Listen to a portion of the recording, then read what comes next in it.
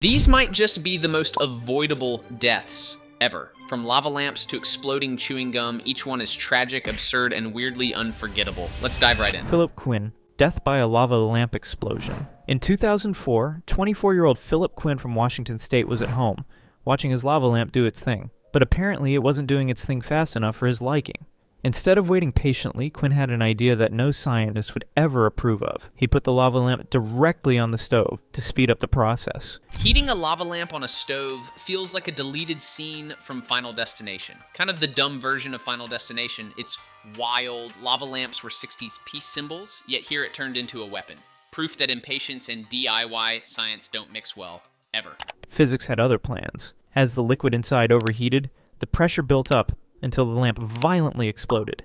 A glass shard shot across the room with enough force to pierce his chest, striking him in the heart. Quinn collapsed and died almost instantly.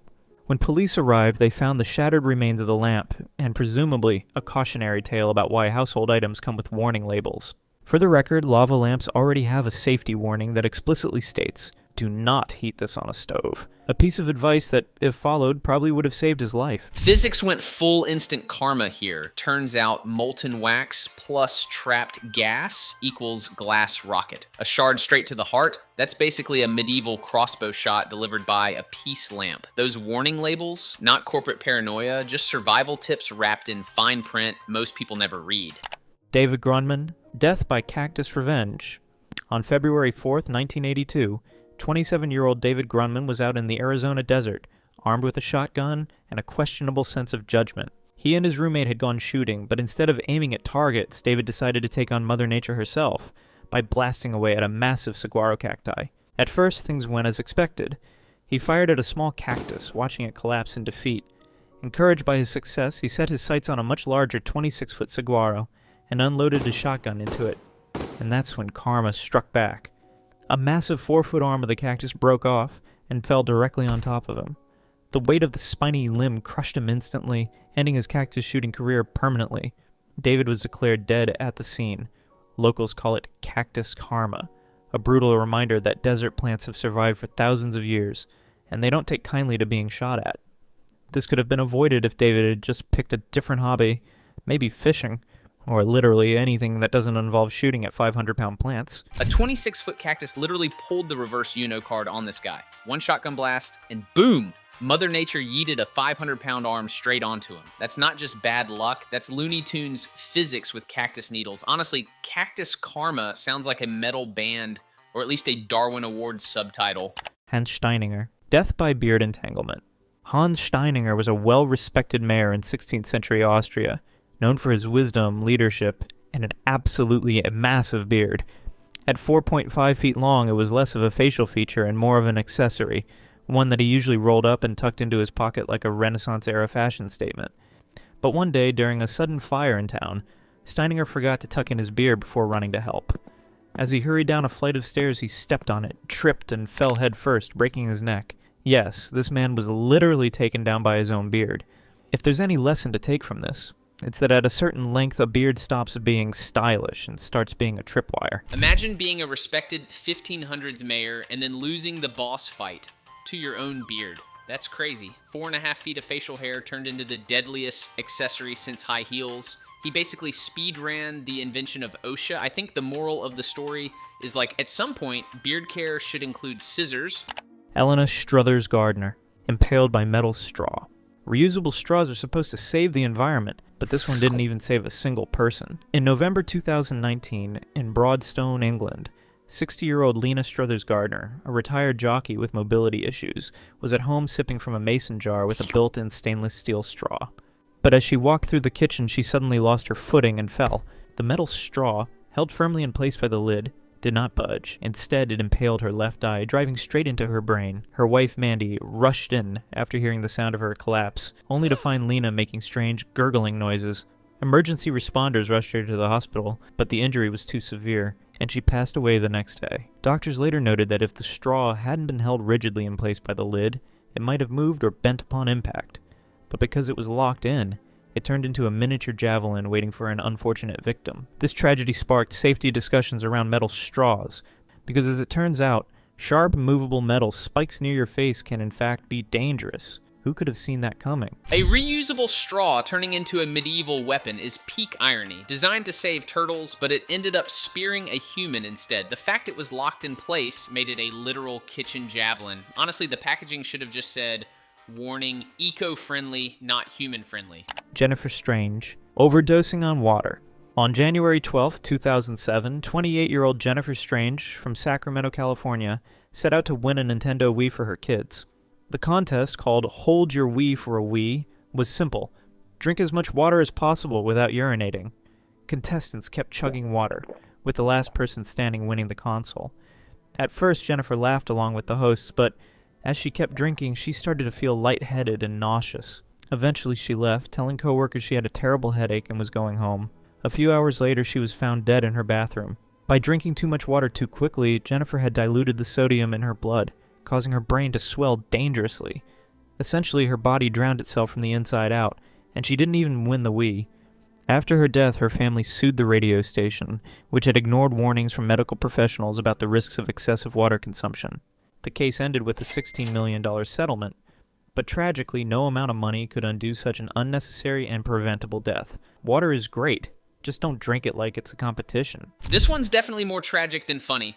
Trying to win a Wii for your kids and ending up with water intoxication. What the video didn't mention is that in acute hyponatremia, the swelling brain can press on the brainstem, disrupting breathing and heart rhythm. That's why symptoms often escalate from headache to confusion, seizures, coma, and then sudden death, sometimes within just a few hours.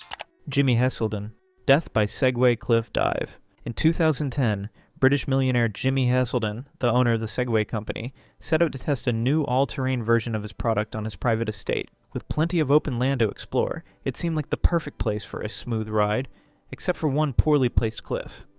While navigating the terrain, Heselden somehow lost control near the edge, veered off the path, and tragically plunged 42 feet into a river below. Rescue teams arrived, but it was too late. The man who owned the Segway company had been defeated by the very thing he sold.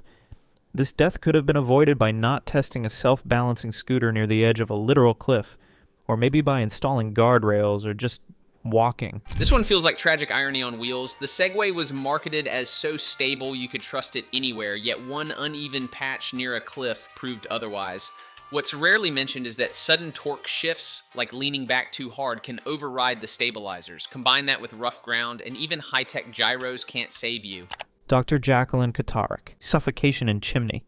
In August 2010, Dr. Jacqueline Katarik, a 49-year-old physician from California, made a decision that can only be described as bold, ill-advised, and tragically final. She was in a turbulent relationship with a man named William Moody.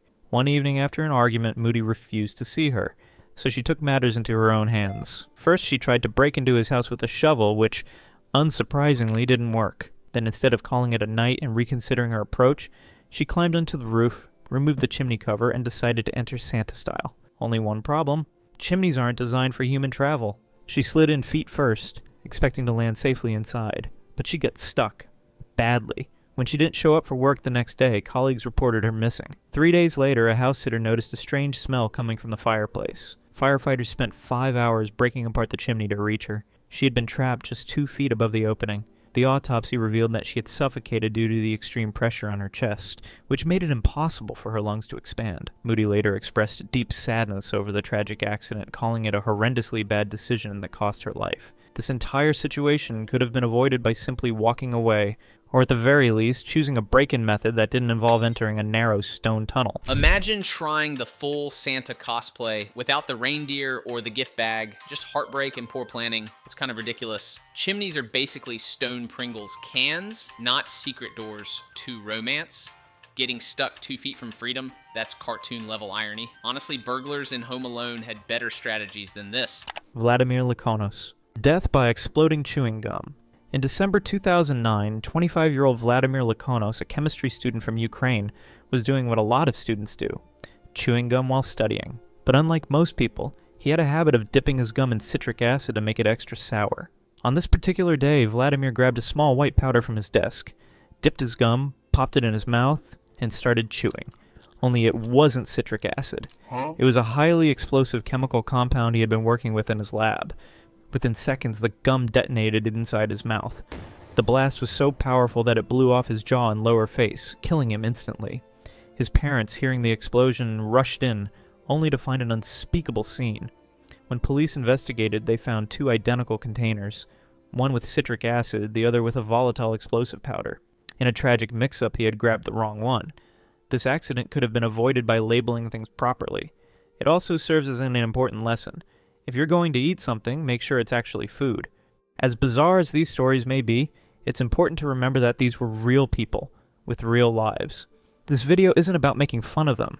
It's a reminder of how even the smallest decisions can have deadly consequences. So let's respect the dead, learn from their mistakes, and maybe, just maybe, think twice before making any life choices that could end up in a video like this. This ending really hits, because it shows how thin the line is between normal day and headline accident.